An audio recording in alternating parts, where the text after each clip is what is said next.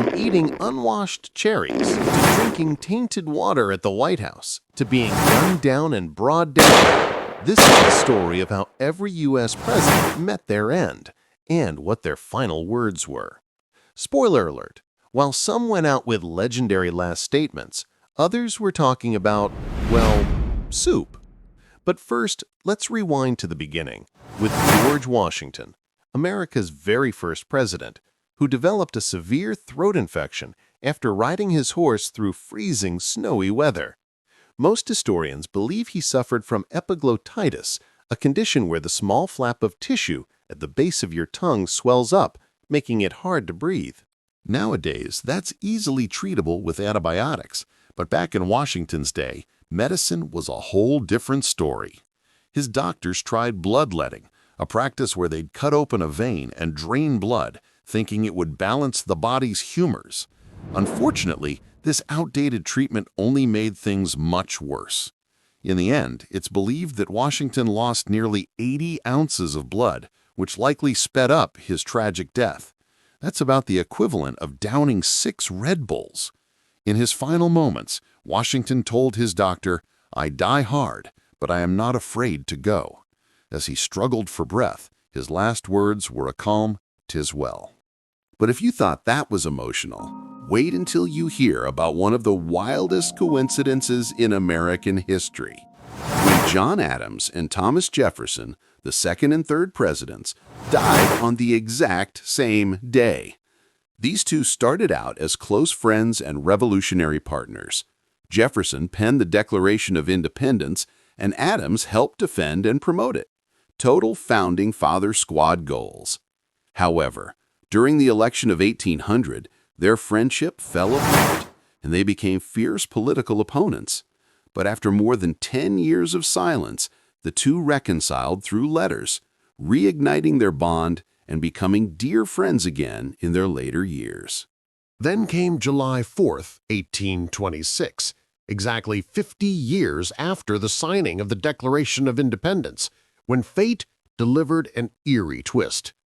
Thomas Jefferson, battling diarrhea, pneumonia, and a kidney infection, grew weaker by the hour. The night before he passed, he asked, "Is it the 4th?" When told it wasn't yet, he held on until the next day. His final words were quiet and simple. "No, doctor, nothing more." Meanwhile, hundreds of miles away in Massachusetts, John Adams, now a frail 90-year-old man suffering from heart failure, had no idea that his old friend had already passed earlier that same day. In his last moments, Adams uttered his famous final words, "Thomas Jefferson survives." Those were John Adams's last words, a haunting statement, since he had no idea Jefferson had already passed earlier that same day. Pretty wild, right? These two men, who spent their entire lives as friendly rivals and occasional frenemies, both ended up dying on America's birthday. And speaking of eerie timing, James Madison, the 4th president, nearly completed what you might call the 4th of July death trifecta. After battling congestive heart failure, the man known as the "Father of the U.S. Constitution" was confined to his deathbed, with doctors doing everything they could to keep him alive until July 4th. But when his niece offered him more stimulants in hopes of helping him last a little longer, Madison gently refused, saying, "Nothing more than a change at mind, my dear. I always talk better lying down." In other words, he was ready to let go. Madison passed away on June 28, 1836, just 6 days shy of Independence Day. So close, but not quite part of the 4th of July Club. But you know who actually did make it to the 4th of July?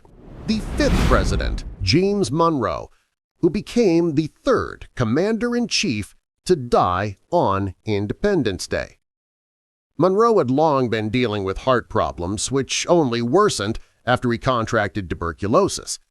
In his final moments, his thoughts turned to his dear friend James Madison, and his last words were bittersweet. "I regret that I should leave this world without again beholding him." While most presidents pass away peacefully in bed, some take their final breaths in more dramatic settings, like John Quincy Adams, the sixth president. Unlike others who retired to a quiet life, Adams didn't slow down after leaving office. Instead, he returned to public service as a member of Congress. But one day, while casting a no vote on the House floor, Adams suddenly suffered a massive stroke. Witnesses said he clutched his desk, then collapsed to the ground. As colleagues rushed to carry him out, Adams managed to speak his final words. "This is the last of Earth. I am content." Some presidents, though, were lucky enough to meet a more peaceful end, like Andrew Jackson, one of the most intense and unpredictable figures in U.S. history. Jackson was tough as nails. He fought numerous duels, survived the first assassination attempt on a president, and even beat his attacker senseless with a cane.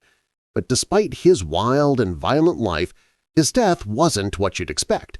He suffered from tuberculosis, heart disease, and dropsy, a condition where the body retains excess fluid. Basically, the man was overhydrated to death. Hydrate or dehydrate, right? But in his final hours, Andrew Jackson, the fierce fighter who once took on duels and assassins, became unexpectedly gentle. Surrounded by his family, the hardened warrior turned soft. His final words were tender. "Oh, do not cry. Be good children, and we shall all meet in heaven." Then came Martin Van Buren, the eighth president, who dealt with asthma and heart complications later in life. He passed away peacefully at his elegant estate, Lindenwold, and his last words were simple yet meaningful. "There is but one reliance." It was his quiet way of placing his faith in God. Van Buren lived to the respectable age of 79, but our next president didn't get nearly as much time. In fact, he holds the record for the shortest presidency in U.S. history, all because of one careless mistake.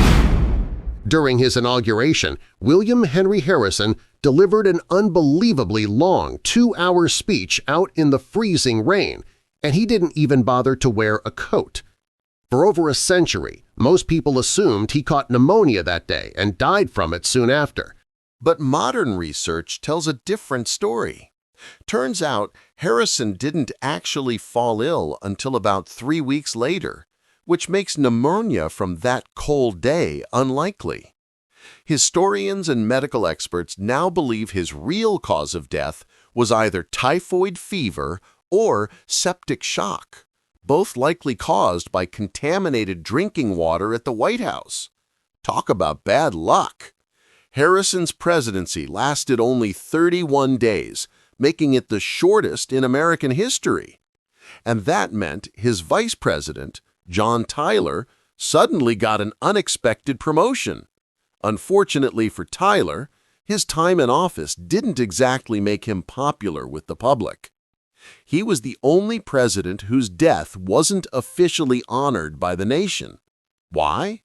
Because during the Civil War, John Tyler sided with the Confederacy. He even went so far as to be elected to the Confederate Congress. But before he could ever take his seat, Tyler began suffering from dizzy spells and soon died from a stroke.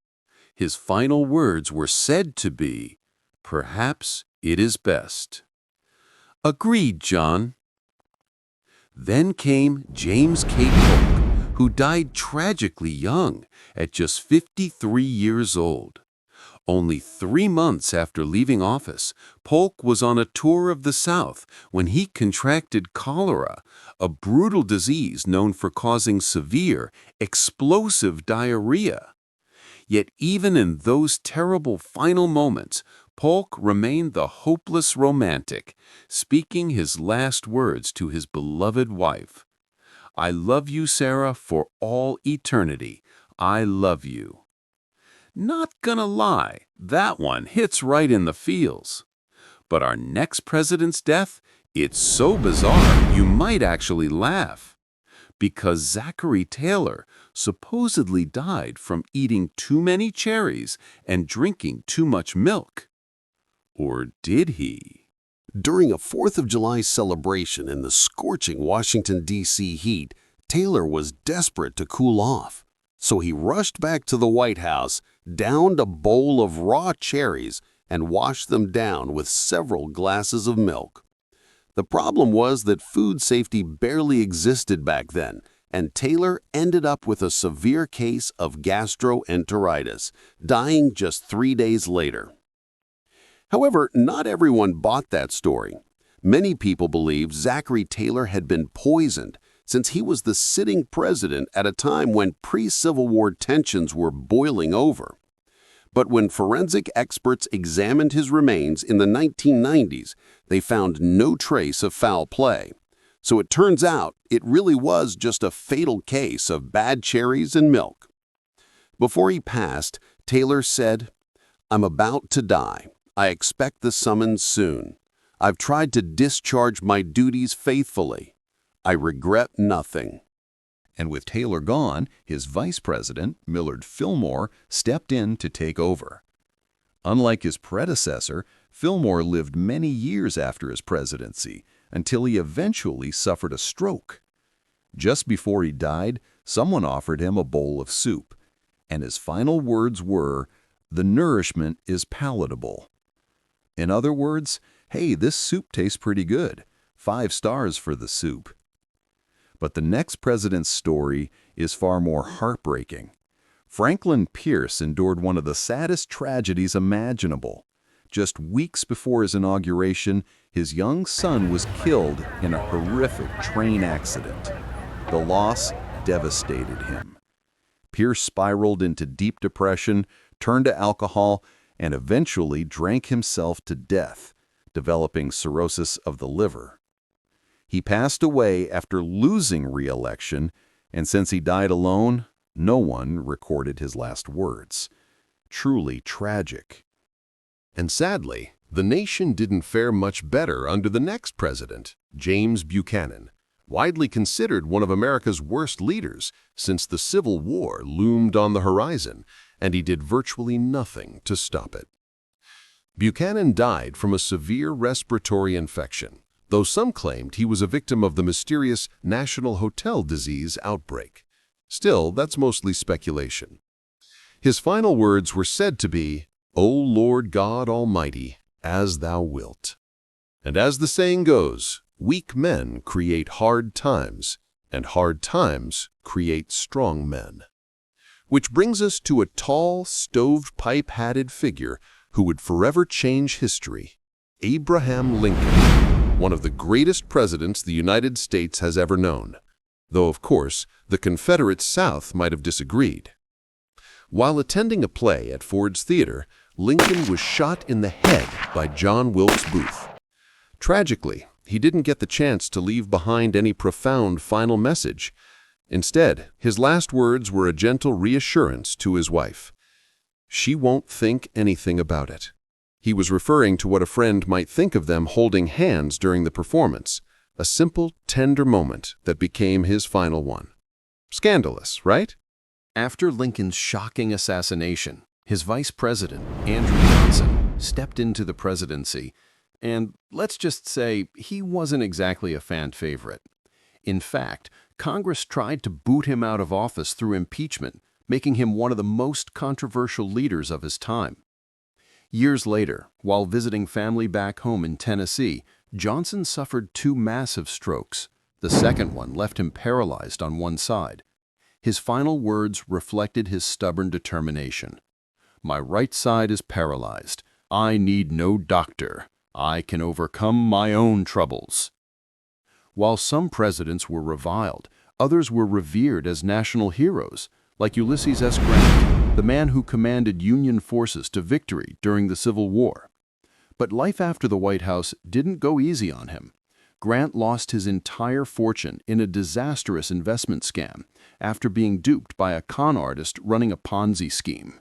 And as if financial ruin weren't enough, he was soon diagnosed with throat cancer, most likely caused by his lifelong habit of smoking cigars, sometimes up to 20 a day. Someone get this man a nicotine patch. Before his death, Ulysses S. Grant was determined to write his memoirs so his family wouldn't be left penniless after he was gone.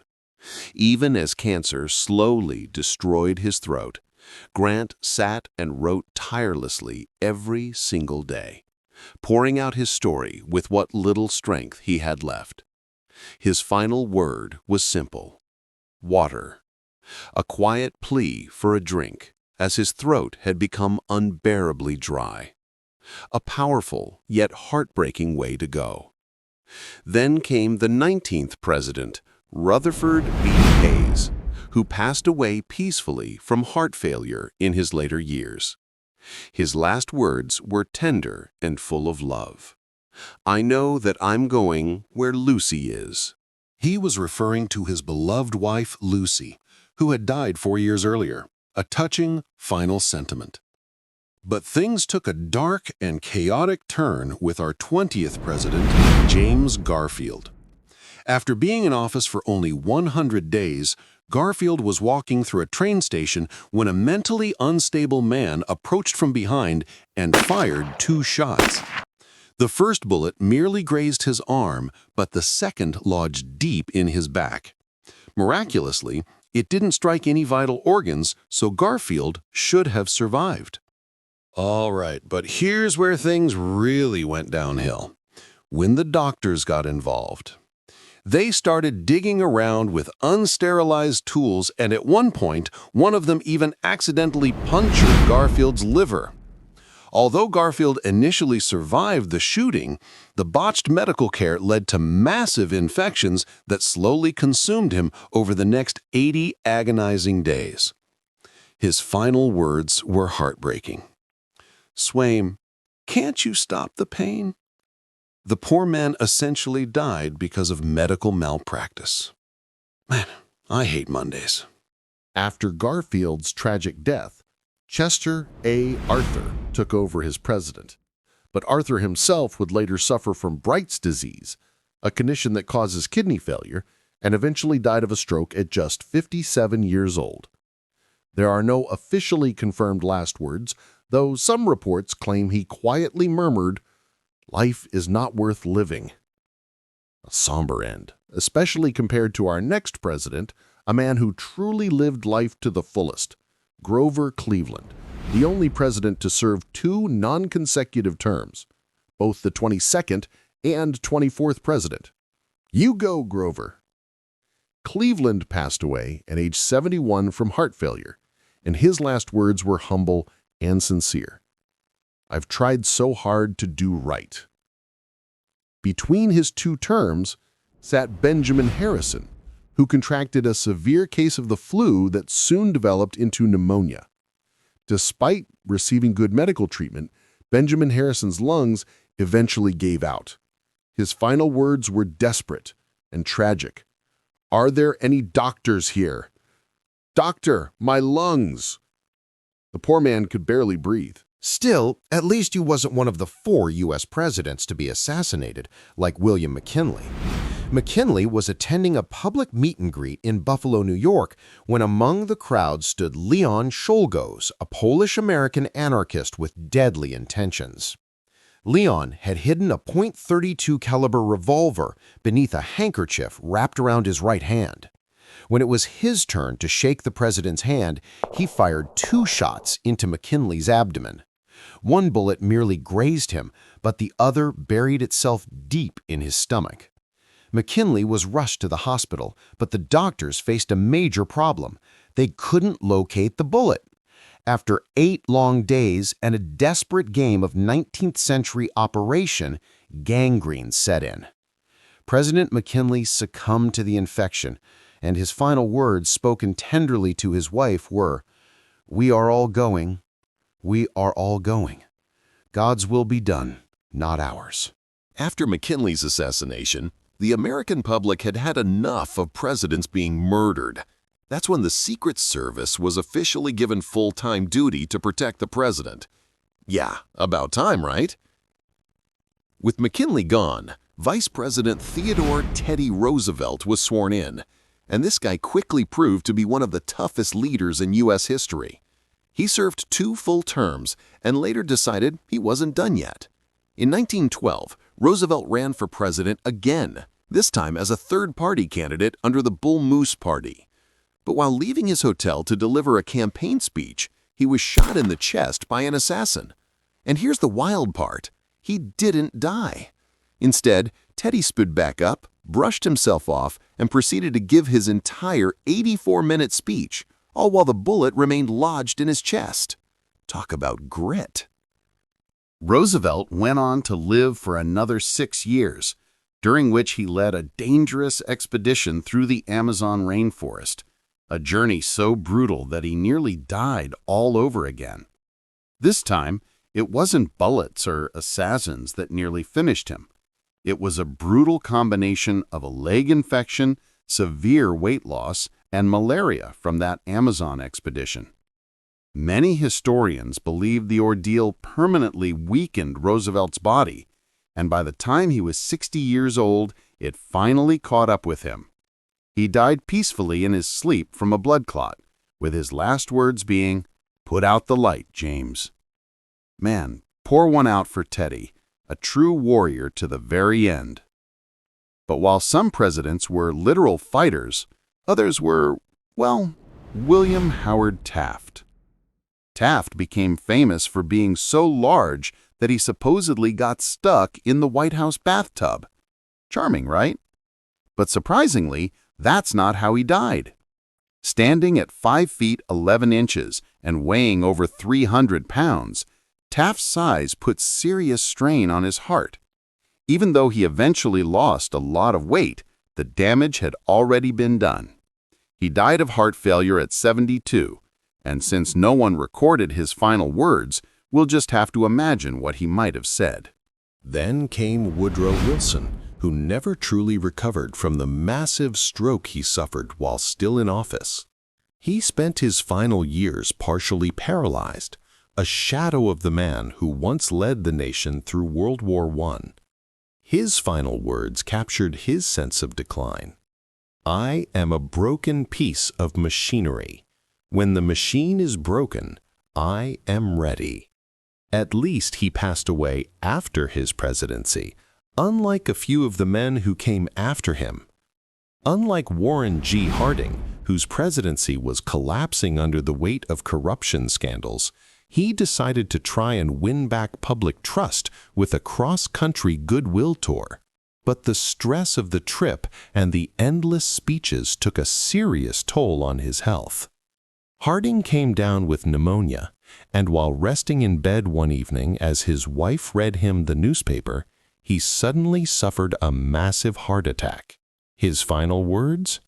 "That's good. Go on. Read some more."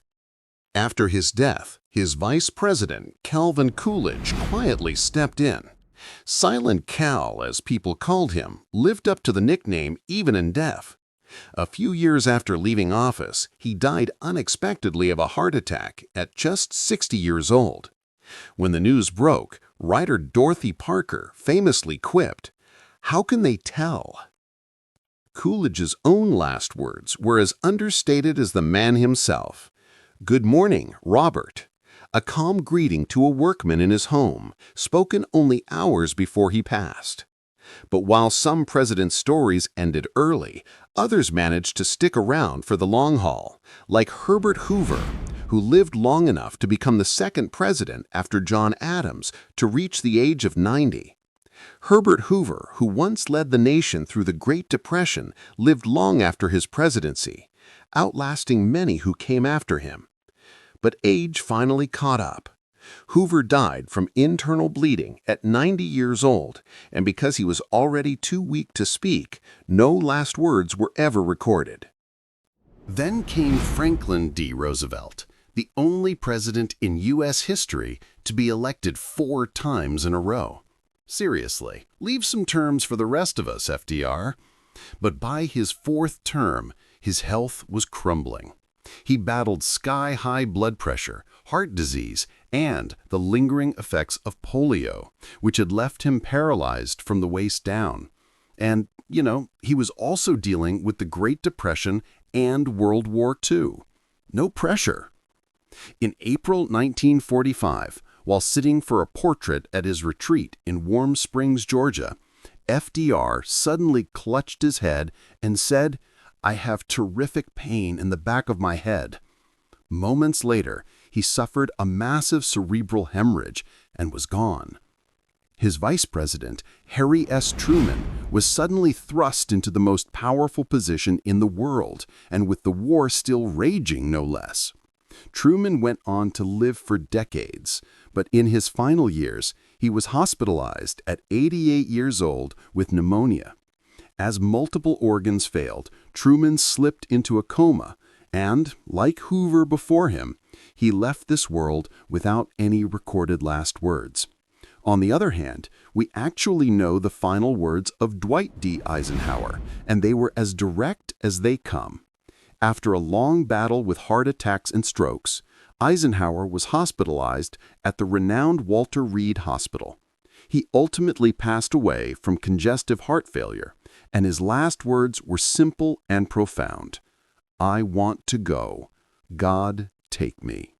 Some presidents seem ready to leave this world, while others are taken far too soon. Take John F. Kennedy, for example.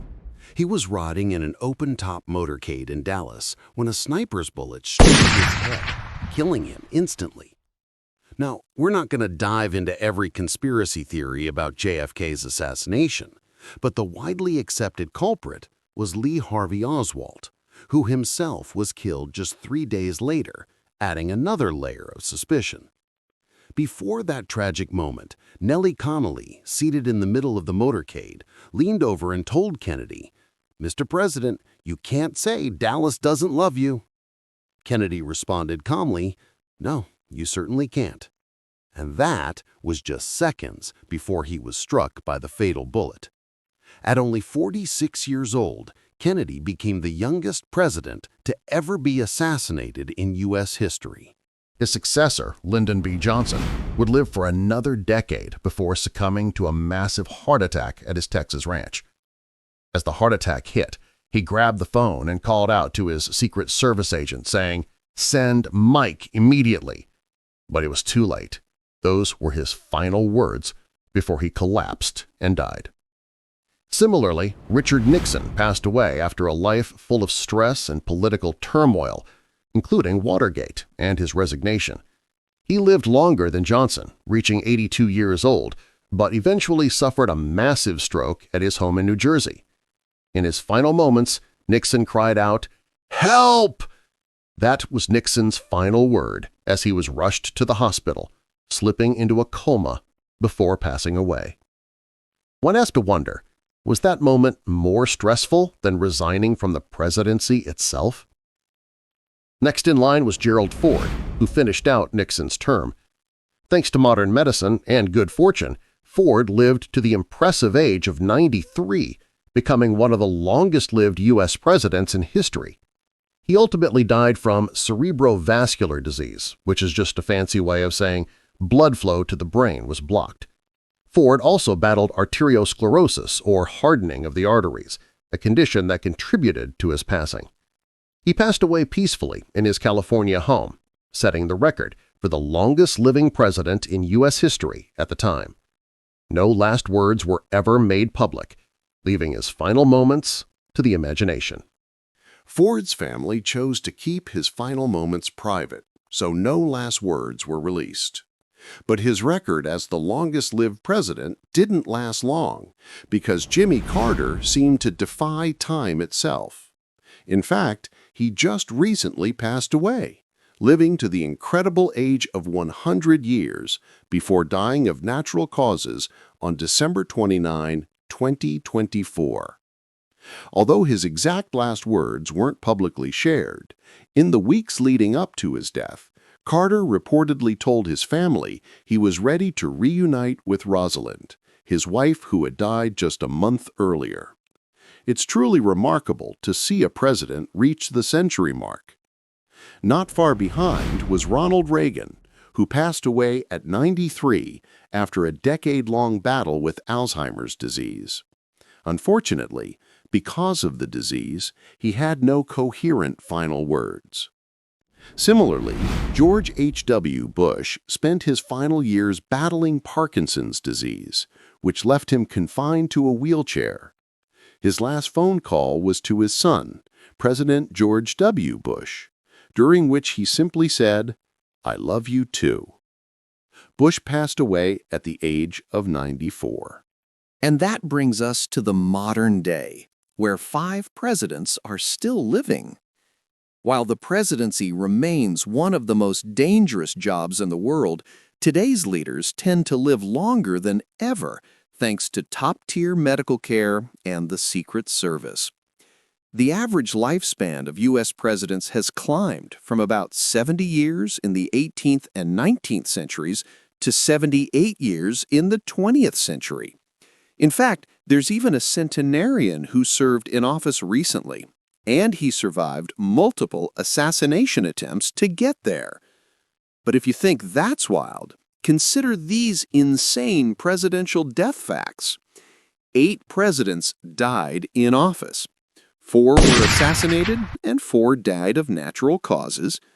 The youngest president to die was just 46, while the oldest lived to 100. Remarkably, John Adams and Thomas Jefferson died on the exact same day. And the coincidences between Lincoln and JFK's assassinations? Mind-blowing. But that's a story for another time.